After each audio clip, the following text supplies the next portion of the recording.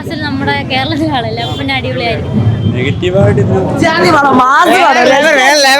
പകതും അല്ലു പൂണ്ട് വിളയാടും. ഇപ്പോൾ ഈ ഫാൻ ഷോയ്ക്ക് വന്നിരിക്കുന്നതിൽ ഒരു 30-40% മറ്റ് ഫാൻസിൽ നിന്നുള്ളത്. അവർക്ക് പോലും പടം 100% ഇഷ്ടപ്പെട്ടു. ഫഹദ് ഫാസിലിന്റെ കരിയർ ബെസ്റ്റ് പെർഫോമൻസ് നമുക്ക് ഒരിക്കലും പറയാൻ പറ്റത്തില്ല.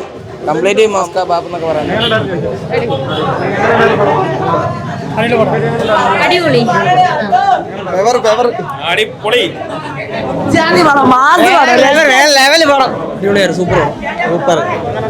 അടിപൊളിയായിട്ട് സൂപ്പർ. പിന്നെ ഫഹദ് ഫാസിൽ നമ്മുടെ കേരളത്തിലാണല്ലേ, അപ്പൊ പിന്നെ അടിപൊളിയായിരിക്കും. പിന്നെ പിന്നെന്താ അടിപൊളി അടിപൊളി, ഒന്നും പറയാനില്ല.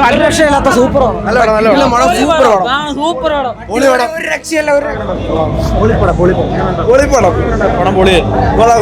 പകതും അല്ലു അല്ല, ഈ പടത്തിലെ മുഴുവൻ ആൾക്കാരും പൂണ്ട് വിളയാടുക. ഒരു പക്ഷേ ഇനി സെക്കൻഡ് പാർട്ടിന് വേണ്ടി കാത്തിരിക്കണമെന്ന് ആലോചിക്കുമ്പോഴാണ് നമുക്ക് ഏറ്റവും വലിയ സങ്കടം. അതുപോലാണ് സെക്കൻഡ് അതിൻ്റെ പടം കൊണ്ടുവന്ന് നിർത്തിയിരിക്കുന്നത്. നമ്മൾ ഇതുവരെ കണ്ടിട്ടുള്ള ഒരു അല്ലു അർജുനിൽ നിന്ന് വളരെ വ്യത്യസ്തമായ ഒരു കഥാപാത്രമാണ്.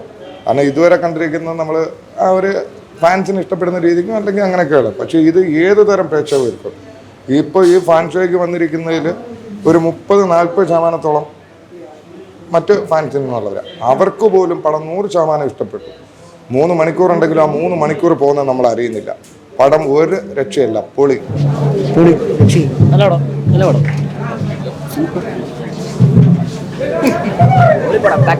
അടിപൊളി പടം. അല്ല, നമ്മൾക്ക് കൊടുത്ത പൈസക്ക് അതിന് തന്ന ഹൈപ്പിന് മേലെ നിൽക്കുന്ന അടിപൊളി കിടിലം ഒരു രക്ഷയില്ല. നല്ല ഇരുത്തം വന്നൊരു ആക്ടറായിരുന്നു. നല്ല ക്വാളിറ്റിയായി അഭിനയമൊക്കെ. നല്ല ഫഹദ് ഫാസിൽ വേറെ ലെവല. നെഗറ്റീവായിട്ട് ഇതിനകത്ത് പ്രത്യേകിച്ചൊന്നും പറയല്ല. നല്ല ഈ കുറേ നാളുകൾക്ക് ശേഷം തിയേറ്ററിൽ ഒന്നിൽ അടിച്ചു പൊളിച്ച് കാണാൻ പറ്റുന്നൊരു എൻ്റർടൈൻമെൻ്റ് ഉള്ളത് അടിപൊളി ഒരു പടം. നല്ല മാസമായിട്ടുള്ള ഒന്നുകൂടെ കാണണം. ഇനി മലയാളം ഒന്നുകൂടെ കാണണം.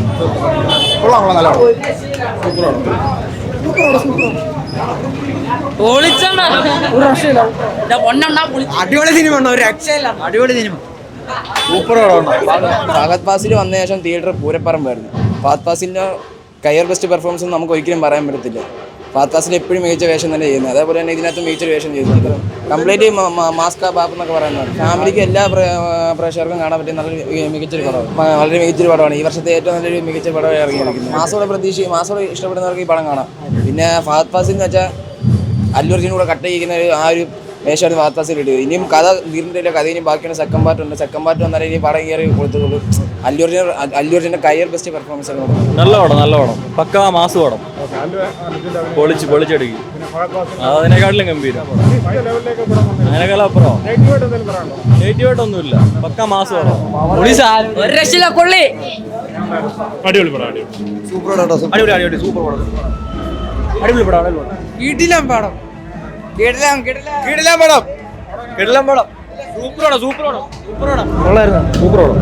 ഒന്നും പറയാനില്ല. ഈ KGF-ന്റെ അത്രയൊക്കെ അങ്ങനെ ഒരു സെറ്റപ്പ്. പാർട്ട് 1 പാർട്ട് 2 നല്ല മൂവിയാണ്, കണ്ടുകൊണ്ടിരിക്കുക. അല്ലു അർജുൻ്റെ ഒരു പിന്നെ അല്ലു അർജുൻ്റെ ഒരു പ്രത്യേകതരം വേഷമാണ്. നമ്മളങ്ങനെ കണ്ടിട്ടില്ലാത്ത രീതിയിലുള്ള നല്ലൊരു വേഷം. ഫാസിലൊരു ഹാഫ് അവറേ ഉള്ളൂ ലാസ്റ്റ്. കുഴപ്പമില്ല, ഇൻട്രോ കൊള്ളാം. അതിനെക്കാട്ടിലും നല്ല പടം. ഇത്രയും പ്രതീക്ഷയില്ല. നെഗറ്റീവായിട്ടൊന്നും പറയില്ല. നല്ല പടം.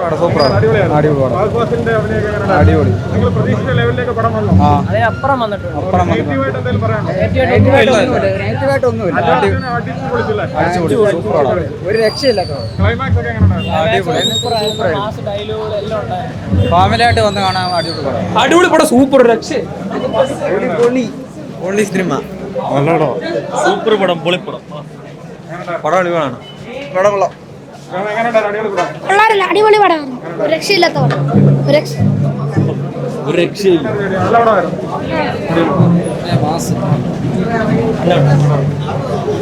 അടിപൊളി. ഒരു നെഗറ്റീവും പറയാനില്ല. ഈ പടത്തിനൊക്കെ നെഗറ്റീവ് ആരെങ്കിലും പറയുകയാണെന്നുണ്ടെങ്കിൽ അയാളെ സത്യം പറഞ്ഞാൽ നമുക്കൊന്നും പറയാനില്ല. കാരണം നെഗറ്റീവ് എന്ന് പറയാനായിട്ട് നമുക്കൊന്നും, ഒരു തെലുങ്ക് പടം മലയാളത്തിലേക്ക് ഡബ് ചെയ്ത് തമിഴിലേക്ക് ഡബ് ചെയ്ത് വരുമ്പം കാണുന്ന പല ഒരു ഇതുണ്ട്. അതൊന്നും ഇതിലില്ല. പക്ക ഒരു ശരിക്കും പറഞ്ഞ ഒരു രാജമൗലി പടത്തിൻ്റെ വിഷ്വൽസ് പലപ്പോഴും നമുക്ക് ഫീൽ ചെയ്യും. കാരണം ആ ഒരു മേക്കിങ്ങിൽ പക്ക വിഷ്വലൈസ് ചെയ്ത സൂപ്പർ പടം. അതിനകത്ത് അല്ലു അർജുൻ മാത്രമല്ല, തെലുങ്കിലെ ഓരോ സ്റ്റാർസിൻ്റെയും അവരുടെ ആ കോസ്റ്റ്യൂമും അവരുടെ മേക്കപ്പൊക്കെ കണ്ടാൽ നമ്മൾ ഞെട്ടിപ്പോകും. കാരണം ഒരു തെലുങ്ക് പടമാണോ എന്ന് പോലും നമുക്ക് തോന്നുന്ന തരത്തിലുള്ള അത്രയ്ക്ക് നല്ല പെർഫെക്റ്റ് ആയിട്ടാണ് ചെയ്തിരിക്കുന്നത്.